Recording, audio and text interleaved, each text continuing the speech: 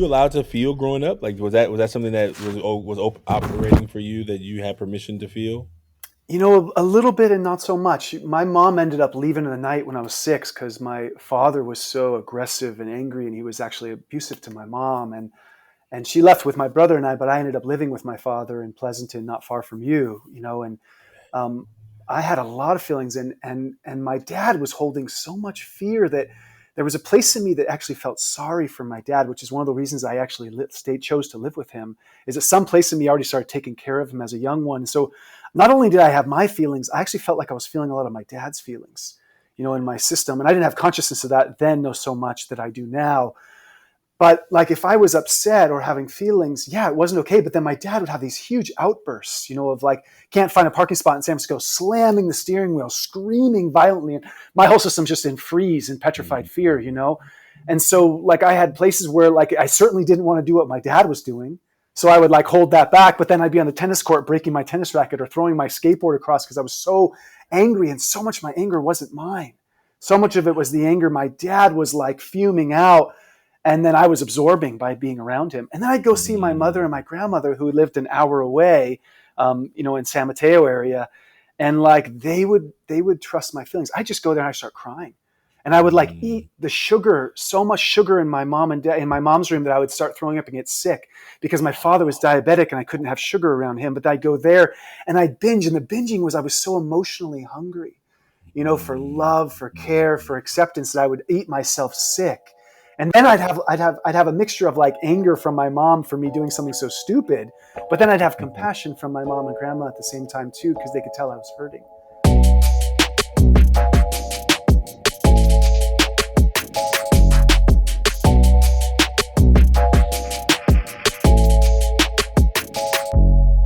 Welcome to the Taking Off the Mask podcast. My name is Ashanti Branch, and I'm really glad you joined us. Today's guest is Shems Heartwell. I'm really excited about this conversation with Shems because he and I first got to meet as a part of the Sacred Sons Convergence 6. I think I've talked about that before, that event that happened on the Oregon coast in between the ocean and the forest. And what a beautiful experience it was. But I got the pleasure of being on Shems' team. A lot of the teams are led by men who are supporting other men in their development and growth. And our team, I don't give you the full name. I would just say part of our name were the Shadow Dancers. What? The Shadow Dancers. And I didn't even really make a connection to the Shadow Dancers and this idea of the shadow until like maybe day 2 or 3. I talk a lot about Carl Jung, and I talk a lot about the idea of the shadow, but I more talk about it in terms of these masks, right? The parts of ourselves that we let people see because we believe that that's the parts they can see and they can handle, and all the parts of ourselves that we ignore, deny, repress, we don't talk about. We don't feel that people may accept us. We may operate in a certain way to make people respond a certain way to us, but knowing that we may not be fully authentic to our own needs. Shadow Dancers was a really beautiful space for me to do some other work that I need to do for myself. I think I've been on this journey of doing my own healing work. And when I think about one of the topics that Shems talks about in our conversation, is he talks about this idea of a spectrum of aliveness. And maybe you can ask yourself right now, how alive do you feel? Like if you just did an inventory, take a deep breath. How alive do you feel? Maybe you had a great day and you're listening to this in a moment where you feel fully alive. Maybe you're on a run or walk. Maybe you're driving down the road. But how alive do you feel? I think when we think about the spectrum of aliveness, is like how much of our energy is allowing us to be fully ourselves, how much of our being is being fully expressed, and how much is being cut off. And sometimes we may not even know that the energy is being cut off. Have you ever sat on your foot long enough, or sat on a couch or a chair or on the floor, or however you were doing, and all of a sudden your foot fell asleep? Sometimes it's kind of funny. It's like it feels like a tingling feeling, like, oh my goodness, my foot was asleep.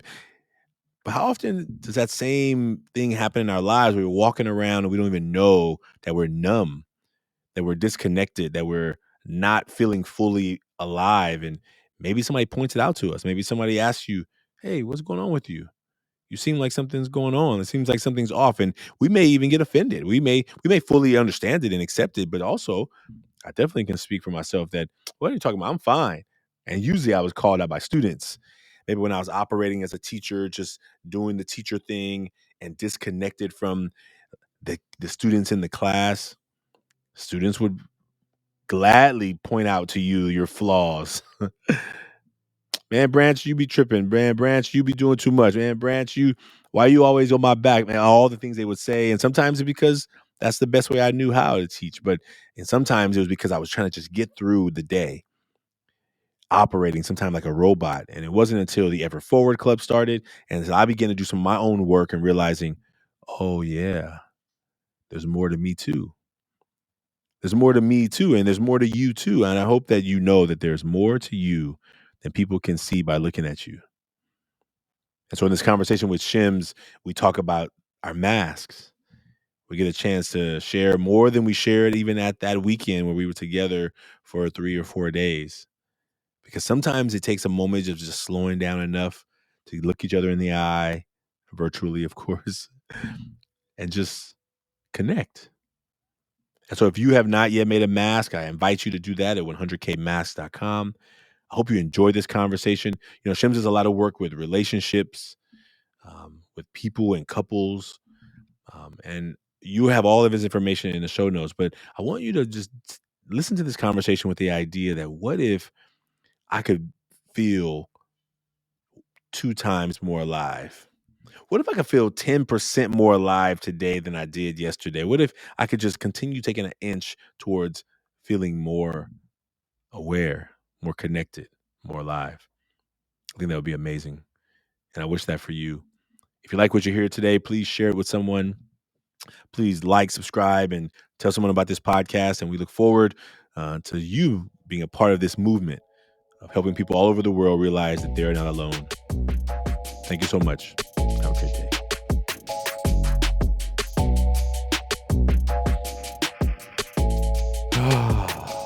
Hello. Welcome to the Taking Off the Mask podcast. My name is Ashanti Branch, and I'm really glad you've joined us. Today's guest, I am so excited to introduce you to Shems Heartwell. Shems and I had the opportunity to meet at the Convergence 6 on the coast, where the forest meets the ocean, with Sacred Sons. And so, Shems, it is a pleasure to have you on the show. Welcome to Taking Off the Mask. Thank you, Ashanti. Great to be with you again, my friend. I so appreciated meeting you out there where the ocean meets the sea, and within that rich diversity of brothers all coming together, which was quite incredible. Oh man. Well, listen, can you introduce yourself? I mean, I want folks to hear from you, and then we're gonna jump in. I'm really glad that we've already had some really powerful connection, and this is an opportunity for others to learn more about you and learn about me, but also how these connections of men can happen if we just make time for them. So, will you tell folks about yourself? Will do. I feel like I've lived a few lifetimes in this lifetime. But on the real short stories, I grew up in the Bay Area, not far from you. Went to high school in San Mateo. My first profession after school and all that stuff was I got into Chinese medicine and naturopathic medicine and healing. And a lot of that was to heal my own self. And that led me to getting into relational work and men's work and my own facing of shadows and men and growing up. I know you know this, growing up in the city in some ways and in the diversity, but also in the way that men are with each other. I had a lot of wounds coming into my manhood, and a lot of ways I didn't trust men. And so I did a lot of men's work from my own experience, whether that's going up to Canada, Mankind Project, Boys to Men, all kinds of things. And little by little, I grew into doing therapy and couples work and then eventually holding space for men. And so what I do now mostly is I work with couples around the world. And I think of it as that I'm looking to upgrade our operating system relationally.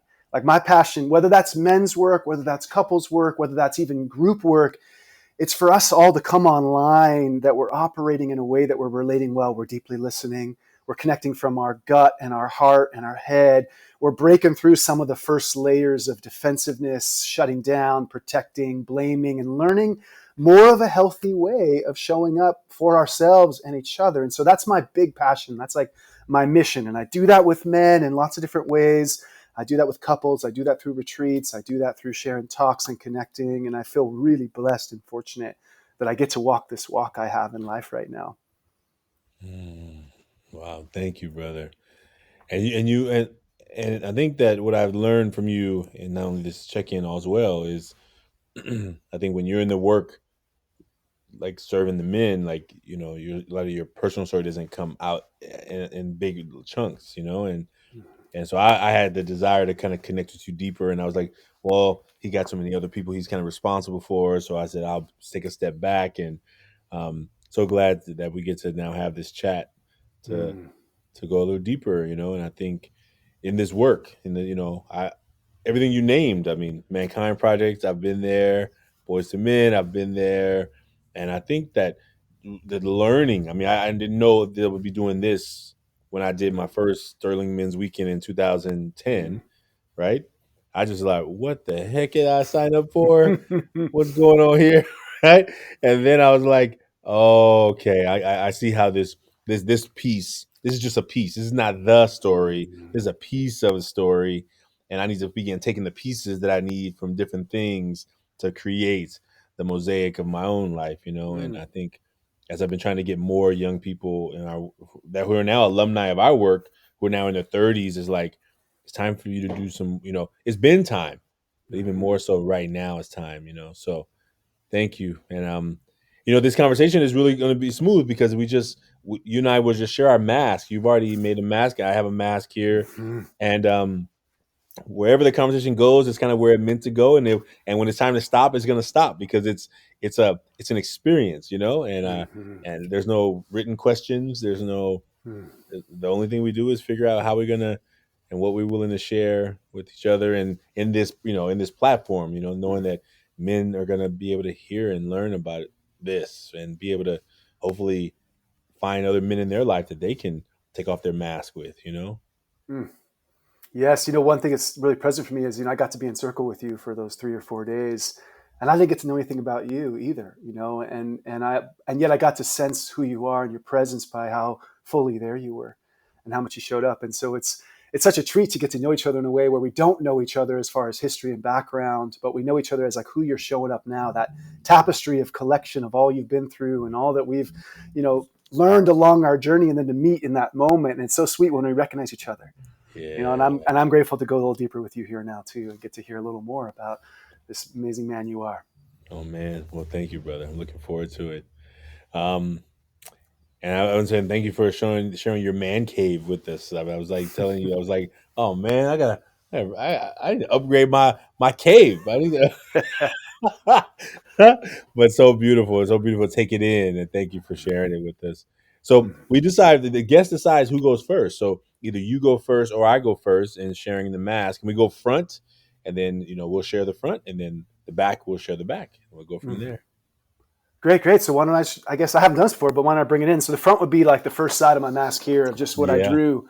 I first drew this because I feel sometimes I'm like speaking to the world, and I'm stepping out, and I'm expressing. And it's one of the ways I'm most seen, at least one of the masks I wear, because I'm doing a fair amount of talks like this. I'm out in the world a bit. I'm out in the public eye a bit. And then as I shared these pieces here for me of like how I see myself or how people see me, um, bright, intelligent, kind, and did I lose you for a moment? We No, good? yeah, my Cool. yeah, I'm back. Yeah. So I put bright, intelligent, kind, which is common things that like I present to the world in that mask. And after I put this down, I put another mask, like just this face and this presence of me with the eyes and the face and the layers. And in my experience, I feel like I wear lots of masks. That's one thing I realize is that I've worn many through my life, and some of them I've learned to take off and not wear at all anymore. And that was really present for me as I was doing this, and I was looking at like what are things there. It's like, wow, some of those masks have healed a little bit, and I don't have to present them like I did. So then I shift on over to the other No, no, side no, here no, don't show the to back yet. Don't show the back yet. okay, We'll no do. back yet. Oh, but if you want, actually, take the back. The guest decides. You can do both together. Hey, I mean, we let the guest decide. If it feels good to do the back right now, go do I'm it. flowing. Well, I'm flowing to it, and Let's do I'm it. good with Flow it. that. And then, Flow it. um, what the ones that stay out to me really strong of things that are undercurrents in my being a lot of times that people don't see right away or I don't share right away is that I have a lot of fear about the world. I've got a lot of fear about what's going down amongst countries all over the world, and the inequality and the environmental issues and the social issues and the lack of people getting along and the scariness of people who are also so unhealthy in their mind and their heart, and they don't have support, that they're doing crazy shit like shooting people, and there's so much volatility in humanity, and I'm scared of that. Like that touched me, and I'm scared sometimes that I can't make a difference also to maybe touch that or even have some impact around that. I can give some food to someone on the streets. I can show up and give a smile, and yet I don't know how to penetrate and make an impact that feels at times like really meaningful, like I see yourself doing right now too, just in sharing this and working with the kids the way you do. So that's one. The next one is I'm pretty sensitive. Like when I am on the streets and I bump into somebody and I get a certain look or an energy, or if I'm putting something out on social media and I get a negative feedback about the work I do or something, like it gets in me. I don't have armor. Like it touches my heart. It has impact on my being, and I'm sensitive. As much as I'm strong, I'm sensitive and I'm vulnerable, and things stay with me, and I got to digest them. I got to move through them. I can't watch very many movies because the scenes stay in my head and I can't sleep at night. So I'm having to be discernful. Next one is I'm pretty judgmental. I got a lot of judgment of our leaders. I've got a lot of judgment of certain people who run corporations and companies and where they choose to put their money and how they choose to take care of their employees. And it's not that I'm judgmental of every single person in front of me, but sometimes I've got judgments out on the world, and I'm wanting people to show up and do their work more. I'm wanting people to face their shadows, and obviously I'm judgmental of myself too. I'm judgmental of where I fall short, where I don't come up as strong, where I don't maybe meet the moment as fully as I could, where I don't give as much as I can give, where I can be selfish. So to me, that judgment goes internal, but it also goes out external to the world. And not everyone sees that because I don't have it on my sleeve. I don't have it on my face, but it's there often. So that's what came from me in my initial feeling of this. We. Thank you, brother. Thank you. All right. Well, I was thank you. First of all, thank you. Thank you. I resonate with so much of it, and I'm already feeling it. I'm already feeling it, and now funny that I think sometimes I give myself a break in between the front and back so I can. But I appreciate you taking the flow, and we're gonna take this in. So I just drew an image. This is a wrestler who I always think about, who has this interesting mask, um, and he's pretty stoic. Somewhat of a little smile, maybe not. Am I smiling? Am I not sure? But serious, hardworking, and funny are the ones that I wrote, and like I think we had a all hands meeting last week with my team, and I was like, don't do a speech, Sean. Don't speeches, no speeches, right? No speeches. But I have these things that we've been talking about behind the scenes, and I've been like, no speech, no big speeches, and I realized I take this thing so serious, right? I mean, I started this nonprofit, 17, 18 years ago now, right? And I'm like, and it's been sweat and tears and blood and emotions and worry and stress and all the wide range of emotions that exist. And I think I was sitting there like, is that really like me? Would it be me to like not have something to say that is about the passion I have for this work? And I think that sometimes I'm like, because I'm like so serious and hard working all the time, that funny, even though I love to laugh, I love humor, and I love jokes, and I think laughing helps me navigate the seriousness that I always put on so many things. And so sometimes when I'm like really serious about something, it's hard to see that I'm really caring, and that I'm funny, right? That I like to, and I think I have to like balance it, because I have so many goals and dreams and things I want to do, and where I feel like I'm so far behind, oftentimes feeling like I do a lot of comparing to what other people have done and been able to do and where they are. And I think I know comparison is a thief of all happiness. Not that I just think so. I know it is. And I still find myself getting sucked in to the comparison wheel. And I know that, because I know my own story, that I don't know what seeds they planted in their other part of their life, right? All I see was what shows up in the stratosphere of the world and social media or whatever, and in media or whatever. And I think sometimes I'm like, I'm working so hard. Why am I not achieving at the levels that I really want to achieve? And I think deep down, it comes to some things that are which are on the back, which I'm going to go into next. So I'm going to go to the back. Fear, some childhood wounds, and I put I would cry. I know this is my first time ever writing cry on there. Mm. I mean, it's human and humans cry, but I think I wrote it because I think a lot of the videos that I make, I've made a lot of selfie videos, and then I just don't post them, right? Because some I'm like I'll get emotional or I may cry, and I'm like, yeah, I'm not putting that one out there, and then I don't have enough skills to like upload it, cut the cry part out, and then restitch it, and then post it. So I was just like, I'm just not gonna post it, right? So I have like all these videos where I'm like talking about some real stuff, like real Mm. feelings, and I'm like, yeah, no, and I'll overthink it. And I think the fear, some of my fear, has gotten in my way of possibly some of the success I say I want. It's me Mhm. being so afraid of judgment, right? Being afraid of what people are gonna say, Mhm. being afraid of being misunderstood, being afraid, like all the layers. And it's not just fear of one thing; it's fear of many Yeah. things, you know. And I think that when I began to acknowledge the childhood wounds, and sometimes I'm like, man, maybe you're talking about this stuff too much. Like I've Mm. only maybe told, I mean, a handful of people, right? But I feel like, or maybe I'm talking about it too much. Maybe I don't have the right to take up space. I think that's what I talked about in our space, our circle together. It's like, how do I give myself more permission that says, I'm not here to take away from anybody. I'm just here to hold my own in this moment, right? Like all Mm. I got is the time and number of breaths I'm going to have on this earth, and oh, to be at the point of death. I think I heard a speaker the other day say the worst is to be on your deathbed and then wish that you woulda, coulda, shoulda. To wish that what you could have accomplished if you weren't just afraid of you're afraid of words, or you're afraid of people's thoughts, that you control those anyway. And I think that this is what I've been really starting to push myself to. And I think, I've been doing more than I have before, Mm. and still not as much as I really want to be doing. And it's like, what I don't know what it's going to take. I don't know what that magic moment is. I mean, I could definitely say I'm better today at November of 2021 than I was November 2020. But still, I sit there with the post written, and I'm like, Mm. no, yes, no, yes, no. Mm. And I'll save it to drafts, and then it just never gives sense, right? I got all excited, and I was like, I would do it, and the fear. And so I think that those are the things that I'm working through, and I'm Mhm. still working through. But I feel like I'm more along the path than I have been before, with the willingness to say, why not you?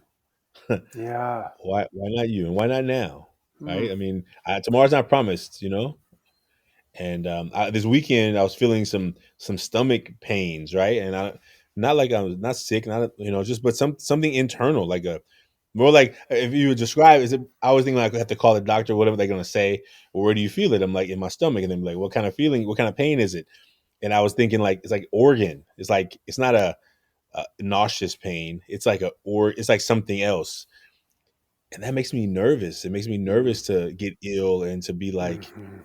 not have the energy to put it in the world what I think I was put here to put out in the world. And some of it is fear. It's fear of like the bad stories, and the there's the good, the bad, and the ugly, right? They're not all pretty stories, and some of them like just I don't so I battle with that. So Yeah. that's the mask in mind. Mm. Thank you, brother. I appreciate that. And it has me come out my challenger a little bit as like, man, I would love the more real you go as far as feeling an emotion or sadness, the more impact you'll have with the share. And like for you to play with that exploration, I've done that a few times myself. Like a post that feels like it's too edgy that folks might misinterpret it or might have stories about it or whatever the share is. Like, all right, you know what? I'm committed to the more real I am, the more I know I'm Mm, going to touch a few hearts with that share. mm, And I sent hearing you and feeling the genuineness of you. That to me feels like a really cool practice for you to play with. A good yeah. challenge because I have that with songs. I have like dozens of songs I haven't finished because they just wouldn't line up, and then the ones I do finish end up coming to life so beautifully. Mm. The more real I can be, them. I had, at the event, I just had a video that I was thinking about posting, right, and I've been like holding back. Um, because it was tough. Right? I went through the little, I don't know what they call that little ceremony, but it was like an experiment. The way the experience works is that there's a mirror. You have to climb up this path, and you have to climb under this little log. Now, for me, I'm a big dude, so I got to really climb. Like I got to like wedge myself under this log to get up to this seat where I look in a mirror. And the goal is to begin letting go of the stuff that needs to get let go of. You're looking Mm-hmm. at yourself in the mirror, and you're like, what do I got to let go of? What do I need to put it Mm-hmm. into? And I think that as I sat in that mirror and as I sat just looking at myself, like, um, it just brought up so many times where I didn't want to see myself in the mirror. Mm-hmm. Like when, like that feeling came up, and I'm like, I don't want to be talking about this. I want to make a video where I was going to be positive and it's going to inspire people. And it's going to, like, I was like, what are you doing? Like, this is, and I had to, like, I cut one video and I did another one and it went just as left, right? And it was like, well, because what you need to let go of is not, it's not fun and joy, it's Mm-hmm. pain. It's like, if you want to let go of pain, you got to take the pain and let it go. You Mm-hmm. can't just ignore it and think that it's gonna just disappear. And I think that's where I've been on the journey. And I Mm-hmm. think that's where the biggest part of me has been like, okay, Ashanti, this is. And I think that when I sat there in that mirror and I just like talked to myself, like of what it was like to be a middle school kid and not wanting to look in the mirror, not liking what I saw.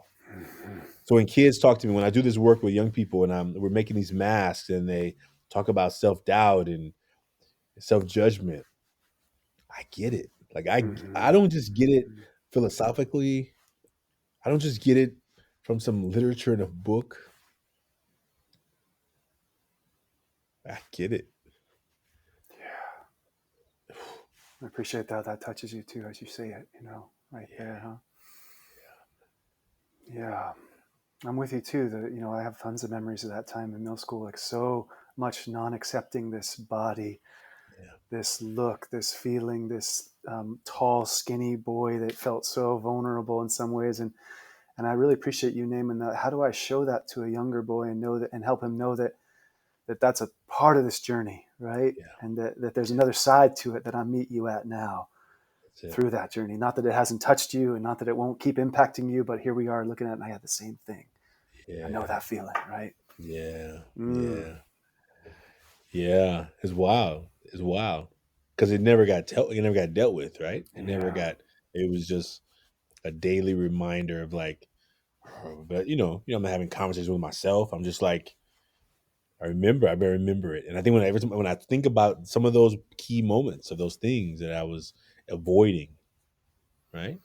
And I think I see that with young men that we work with as well, right?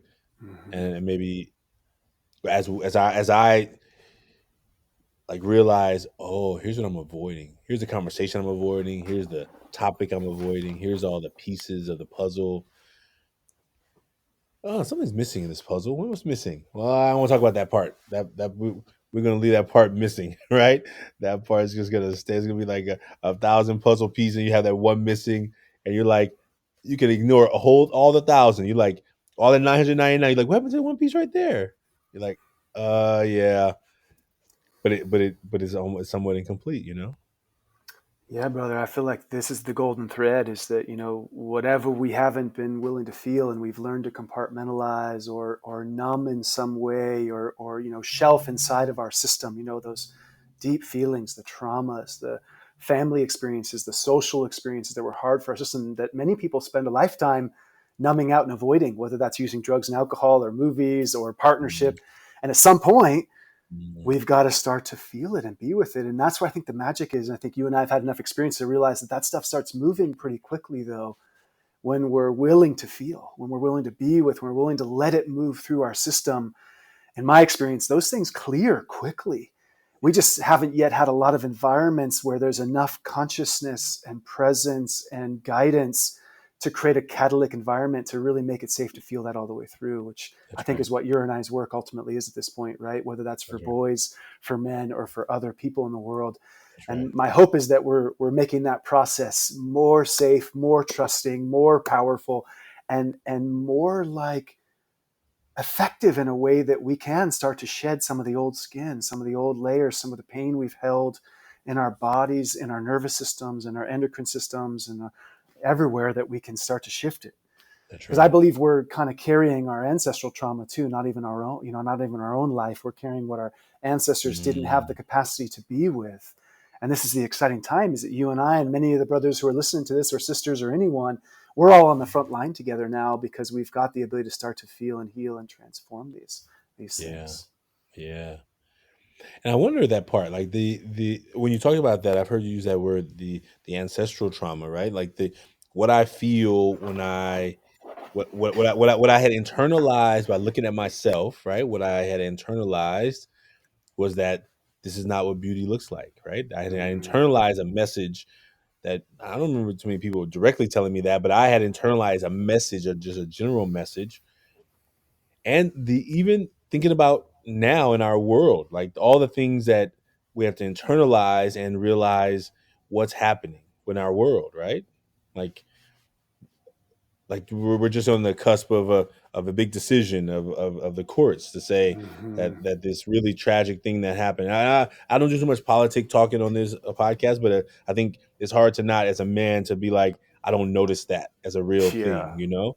And right. so I think for me, what no matter what I in my mind expected, I thought that it was going to happen just by processes and pieces of the puzzle that were going together, but also to know just how many men who are not talking about what they feel about that, not just anger that this was allowed to happen and said that this was no problem, there was not anything wrong with it, but how many other people who look different Mhm. would not be given such the gratitude of that you're afraid for your life, right? That you were in self-defense protecting yourself. How how that there's only room for certain people to feel like they are threatened in their life, right? Like, and so I think that those are things that I wonder how many people who navigate those feelings in silence, how Mhm. that silence comes out so loud in so many other ways, in self-harm and harm against their loved ones, harm against community, harm against others. Um, Yeah. Yeah, I like to think of all of these experiences, whether that was what our parents went through ancestry wise, or these moments of places where we feel powerless to create change. Like potentially when a court rules something like here, when it's blatantly obvious that if there's a different person in that seat, it would have been a different outcome, right? yeah, Especially if they were a person of color, or if they were coming from a place where they didn't fit the mold of our society's blindness, right? On some yeah, level. And the amount of charge that most of us feel, and many people more than others, to me, it turns into energy that has to be moved and assessed. And if we don't have conscious ways to move it, like yeah, healthy anger expression, righteous feelings of anger, righteous standing for it, what happens is it gets turned in other ways where it leaks out as reaction, to complaints to our friends, or like breaking down with our family, getting overly upset with our kids because we just got charged energy. And so yeah, all of us carry a certain amount of that. And I think once we start doing our work, which means like feeling, being with, moving energy, mm, we start to kind of lessen the amount of charge that's in the bucket in us. In my experience, mm. like we're all carrying a certain amount of charge, and some of us have a lot of surface charge just from what's happening right now, and a lot of us have a lot of deeper layers. I could consider deeper layers of strata of all the things our ancestry couldn't digest, from things that Yeah, happened to us, like whether that's loss, whether that's slavery, whether that's like controlling and government systems taking from people, all the layers that yeah, happen. And at some point, that energy needs a movement through us. And my hope is that we're all starting to see it that way, that we may not be able to make everything right, but we do need to face and feel and transmute and have spaces to clear the charge in our system so we can meet mm, reality now, yeah, whole, fully here. And that's how yeah, I see it. And a lot of the kids carry that, like it comes out as erratic behavior in them because they have no comprehension of understanding of where that emotional charge comes from. They literally absorb it from their family and from their environments. And so they need really good expressive environments to just have a place to discharge that energy. And mm, then if they don't, then it just starts coming into their relationships, starts coming into mm, life, it starts coming into work. And just, I see it building up in people until they either have big breaks of huge upsets and reactions mm, and blowups, or yeah, they just have low grade ways that they just completely have to check out and numb out to handle that much energy. Yeah. And I wonder, like, one of our previous guests, when we had the first show, we had a podcast, things were going pretty smooth, right? In life, like things were going pretty smooth. Like had a plan, making some goals and putting some things into action. And then an injury came Mm, that shut all those plans down. And I think that like those type of things, when you see men navigate a moment, a challenging moment, and then it hits you, and if you've never had another challenging moment before to compare it to, it could feel like the thing that is going to take you out, right? And I think, how do we give more people in general, but definitely when we're talking about the men, how do we give them a space to like just breathe, mhm. just take a breath, like let's take a breath together. Let's just take a breath. Let's take a moment and just catch our breaths and figure out where we are right now. Where are we? Where is your mind running to? How many places are you right now? You're standing here in front of me, but where are you at right now? Mhm, And I think that when you talked about the charges that may come to us, and imagine, I didn't have a father growing up, so my father died before I was born. So mm, what I earned from him, as I describe it, I was swimming in sadness. Like mhm, in the womb, I was bathing in 3 months of sadness and grief and worry and stress. Now that my mom was gonna have to do it by herself, like so what I earned when I showed up here on the planet is a boy without a father, but who's super emotional mm. of a loss that I never personally experienced, but I fully experienced it as well, right? And who knows what those genes, those hormones did. And I had to, in a community where crying is weak and soft and to get you beat Mhm, up and get you in lots of problems. So you shut it down. You shut it mhm. down. Now as an adult, the reason I think one of the reasons I felt even weird about writing I Cry is because there was a part of my life where cry, talking about, I don't cry. And I remember, how many years did I just shut that part of myself off? Mm, No matter what kind of tragedy I would hear about, see, whatever movie I would watch, no, mhm. until I began to realize, oh wait, I have permission to do that. I can do that. And then, man, I'm sure in the last 10 years since I did my men's weekend, my first one, I'm sure I've cried more in the last 10 years in all the years of my life. But definitely the fact of being able to say, all right, this is a human feeling, and then when they let it out, man, then I get to keep moving. Right? I get to Yeah. like be like, oh, this is what I'm feeling about that. This is what's coming up for me. Sometimes I'm not sure yet, but the journey of like of letting myself feel and Mm, be more whole because I get to be like, yeah, I can feel funny, joy, happy, and I can feel worry and sadness and empathy for what's happening to people around me. yeah. Thank you for sharing that, Ashanti. I hear you and I feel you. Just hearing you, share that journey, and I imagine the way the boy had to grow up a little fast too, coming into the world that way in a certain sense. Not having a father and having to relate with the world, and having to not feel that sadness, even though it was so significant in the cells of your being, like you said, swimming in it, marinating in it in a certain realm. Yeah. What Yeah. everything your mom felt and anyone else around you, around your dad, and then going through life, and basically that's what happens for a lot of us, is that we grow up a little fast because we don't have that safe space to really feel and have healthy elders or mentors or resources of people around us to encourage us to let that energy move through us so we can be in the full, like you said, happy, joy, glad, all of the waves of it. And it sounds like you've reclaimed that because you've been touching it and moving it, and now you have, I think of it as simply more spectrum of aliveness. As anybody listen to this, in some ways what happens is, if our spectrum of aliveness is narrow because we're not feeling much, we feel numb, we don't have sexual energy on tap, we don't feel joy, it's usually because there's some stuff that's bottled up in us that's taking up bandwidth or real estate in our system. Mm, And that when we start to uncork that or move that through us in a healthy way, it doesn't even mean you have to cry. It just means moving energy and meeting it and meeting your body and letting that stuff move through us. What happens is we get more of our spectrum back. We yeah. get more of our awe back. We get more of our wonder. We get more of our curiosity. We get more of our joy, and we get more of our creativity. Most importantly. That's right. That's right. Oh man. Like where did like were you allowed to feel growing up? Like was that something that was operating for you, that you had permission to feel? A little bit and not so much. My mom ended up leaving in the night when I was 6 because my father was so aggressive and angry, and he was actually abusive to my mom. and she left with my brother and I, but I ended up living with my father in Pleasanton, not far from you, and um, I had a lot of feelings, and my dad was holding so much fear that there was a place in me that actually felt sorry for my dad, which is one of the reasons I actually chose to live with him. Is that some place in me already started taking care of him as a young one? So not only did I have my feelings, I actually felt like I was feeling a lot of my dad's feelings, in my system, and I didn't have consciousness of that then, no, so much that I do now.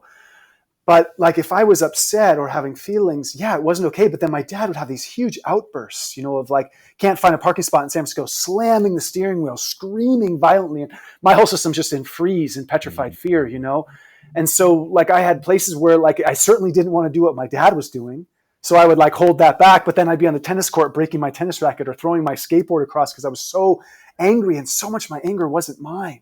So much of it was the anger my dad was like fuming out, and then I was absorbing by being around him. And then I'd go see my mother and my grandmother who lived an hour away, in San Mateo area, and like they would trust my feelings. I just go there and I start crying, and I would like eat the sugar, so much sugar in my mom and dad in my mom's room that I would start throwing up and get sick because my father was diabetic and I couldn't have sugar around him. But I'd go there and I'd binge, and the binging was I was so emotionally hungry, for love, for care, for acceptance, that I would eat myself sick. And then I'd have a mixture of like anger from my mom for me doing something so stupid, but then I'd have compassion from my mom and grandma at the same time too, because they could tell I was hurting and suffering, right? So I Yeah. kind of had a mix of all of it in some ways. But certainly in school and on the schoolyard, and where I'd be like scared of other guys or watching bullying happening, I certainly didn't feel. And the times I did like cry or feel sad, I was certainly made wrong for it, right? So I had ways I learned to shut that down, you know. Yeah. And I remember having teachers that would, see me in the corner, like just kind of numb and shut down, scared, and they'd come up to me and be loving, and I'd start crying, right? And then the kids would make fun of me, but the teacher would be like, "It's okay," and I'd get some love and some solace from them. So I've got lots of memories of a mixed bag of experiences, which probably many of you can relate with, right? Man, and I think that not only do I relate with it, we definitely talked about the going to the thing, like the sugar. And unfortunately, I wear the sugar. Like it's not like Mm-hmm. I can't hide. Like it wears me. It wears, Mm-hmm. and I. That's where I went when I had those childhood wounds. Like I couldn't talk about them, so I went to this food, and it was like, well, I have, I can just eat, and it makes me feel good. And so Mm-hmm. therefore, all the stuff that wasn't feeling good before, I can just pretend that it does, because I can just take something, just take a little bar of this, a little sliver of this, a little, Kit Kat of that, like whatever it was, a thing. And I don't, it wasn't a lot of candy, but candy was easier to get than pastries, right? And I'm a, Uh-huh. right now it's like sweets. Like I don't even like candy, and I can do without bread. But anything that Mm-hmm. mixes the two, Yeah. it's my, I mean, man. And like a couple of weeks ago, after the weekend, I was like, because I was emotionally not dealing with some of those things. I just began to like try and Mm. satiate that appetite, and it's insatiable. It is like, I remember going to this little place in Chinatown. There's a little bakery I go to. Amazing stuff, amazing. And I was just going to town, and I'm like, this is not going away. Like I really, like at one Mm. point, just like I taking another bite of another one while the other one's not finished yet, and realizing, what are you doing? What emotion are you not trying to deal with right now? Mm. What feeling are you not trying to talk about right now? What are you trying to what are you trying to soothe? Because you're trying to soothe something, Yeah.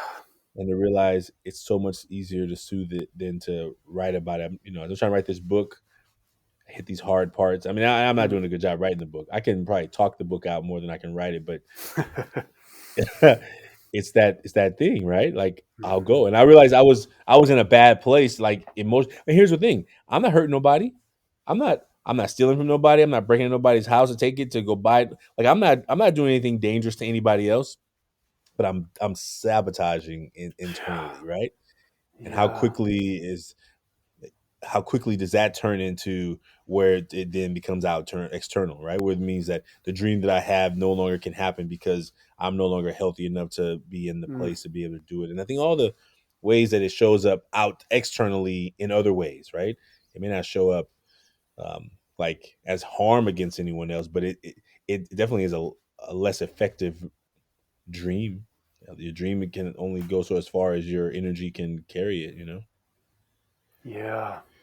I really appreciate Yeah. your authenticity and realness and shining a light on that, because I think this one's a huge one for a lot of people around the world. Is there's so much collective permission to numb yourself through food and to use food as kind of the first agent of distraction or way of checking out rather than checking in. And it's very effective, and we need to eat. And like you said, it doesn't have negative impact on anybody else. It mostly sabotages you.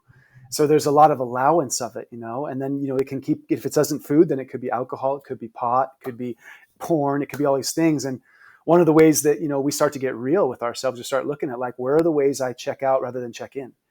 And we know what Mm, checking in is. It's like taking some breaths. mm, It's feeling your belly. It's breathing in. It's meeting yourself authentically and lovingly with acceptance and care and willingness to feel. mm, And anything other than that is checking out in some way, whether it's watching a movie. And it's not that it's bad or wrong, but you and I know mm, it starts to stop the positive current or momentum we can get in that allows us to make choices that serve us. And if we cross a certain threshold of a certain amount of checking out, we start to turn off, we start to go numb, we start to lose a little bit of our faculties, but we also mm. mostly start to feel disconnected, right? From our own Yeah. self and from spirit and from, like, the force of life that's trying to live through us and help us be who we are here to be. And I so appreciate how you're so real about it, my friend, and so authentic, because I got all these ways I was checking out with food too, and all kinds of ways. And once we start doing our work, we notice it quicker. Like you just said, like, I'm stuffing my face a little bit, but I'm catching it. And wait a minute, it's not working anymore. Right? It's powerful when all of a sudden the thing I've done to check out, whether that's alcohol or pot or anything, when it stops working, it's like, okay, spirit's coming in strong. I'm not able to numb myself or avoid this or check out. And I see that Yeah. as one of the gifts to life. It starts giving us a powerful gift when the pain is big enough that we can't numb it, that we've got to face it, we're on the right track. Yeah. Yeah. And what I see with a lot of young people, and interesting, like, I mean, interesting that kind of context is because what I see a lot of young people do when if they're smoking, a lot of young people in the area where I live in Oakland, they do a lot of smoking. When that substance also doesn't work, then they sometimes, what I experience, and often a lot of times, they will try and find something stronger. Yeah. And I think that the question is if you can get conscious enough in the moment when you're like knowing that it's not working anymore to say it's not working and there's nothing stronger. Like if I had went that night when I was eating that and realized this is not working, in my mind, first thought was like, what would I have to buy right now to like make it go away? Mm. Like what pie, what cake, what thing, what pastry do I need to have right now that would make this feeling go away? And I couldn't think of one. And because I've been doing enough work on myself, I was like, oh, you're out of control right now. You are out of control. Like you're looking for something more and it's not working. And so I think how do we help our young people come to a consciousness when they're in that place of like, oh, it's not working and it's not gonna work. So I need to get clear and get present. And that's what our work is. And I think this is the work that I'm so thankful for you and the work that you do with men. And I'm excited to continue learning more because I think if we can find ways of helping them find the voice in that moment where you can like get present, like, oh wait, oh, like not go deeper into it, but I Hmm. need to come back out of it and find myself, right? Yeah. Find what I'm avoiding, find what I'm disconnecting from, right? You said, why am I checking out right now? Why am I trying to check out? What am I afraid about checking in about? I think, yeah, that gave me a lot to think about for this today. I'm so Yeah. appreciating you. Yeah, brother. I feel like one of the things I like to share with the younger crew, is that every time we're checking out, there's this doorway to get to know ourselves more. And so I think of it as like, hey, what's this trying to show me right now? When something in Mm, me wants to keep eating, when something in me wants a stronger drug, when something in me, like, am I willing to meet myself and meet this? And yeah, there's that, just that catching of ourselves is already a shift move. But then am I willing to feel? Am I yeah, willing to feel right now? And secondly, am I willing to contact somebody else? Like, do I have a friend? Do I have a bro? Do I got someone? Can I get real with this? Can I get this with my mom? Can I share it with my dad? Can I share it with my brother? Share it with my sister? include someone in this so that I'm putting the light on it with somebody else, where all of a sudden I'm not alone in facing this demon.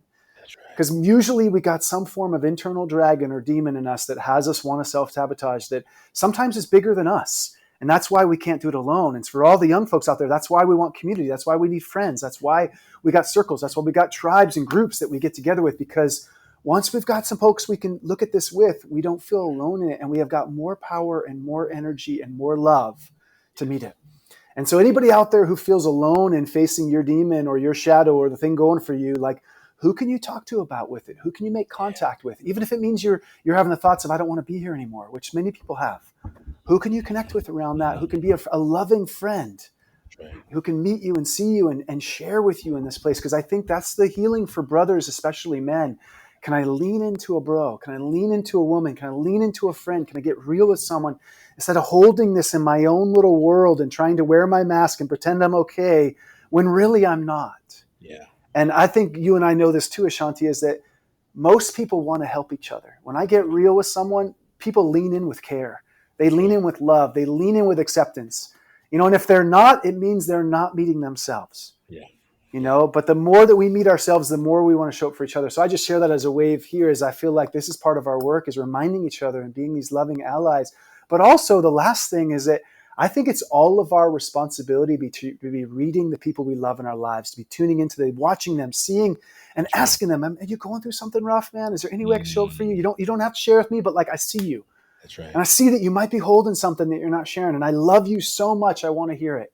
Yeah. And I think that's a powerful move, because when we're showing up for each other, we often show up for ourselves more too. It goes both ways. And so I really am thankful to circle with you, brother. I feel like I could talk with you for hours more. And I'm sorry that we're cut a little short. And I really appreciate you having me on. Absolutely. Why don't you tell folks, thank you. So first of all, thank you for making time for this. And I tell folks how, if they can connect with the work, those who resonated with what you're saying and want to learn more from you, what are the ways that you want them to do that? We'll put all this in the show notes. I've got online courses that I do, and I have groups of men that teach with me. And so we have navigatorproject.org or shemsheartwell.com. I'll send you links to those. The Navigator is a group of us collectively working together, and we offer a 10-week course called The Men's Passage, which is about all the kind of the tools we all need that we didn't inherit as men. And then I often retreats, and I work with people one-on-one and as couples all over the world that way. And so if you want to reach out to me, feel free to. I'll follow up with you. I often offer a free drop-in call to meet people if you're feeling like I might be able to be a good ally or support for you. So I'll send you those links, Ashanti, and I really appreciate being here with you. Thank you, brother. Thank you for making time. And folks, if you have not yet made your mask, you can do that also at 100kmask.com. Well, thank you for being a part of the Taking Off the Mask podcast. And folks, we will see you soon. Thank you, Shems. Good to see you, Honored, brother. Thank you so much, Ashanti. Thanks for all the work you're doing, my friend. Thank you.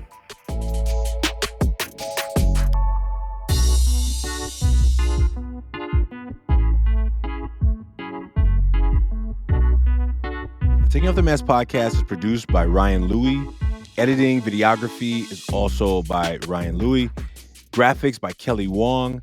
And a special thanks to the team at Ever Forward, Vanessa Cortez and Kevin Romero. And I'd like to thank everyone who's been a part of the creation of this podcast. As we hit this 1-year anniversary, we hope that everyone who's been a part knows that they're a part of the Taking Off the Mask experience.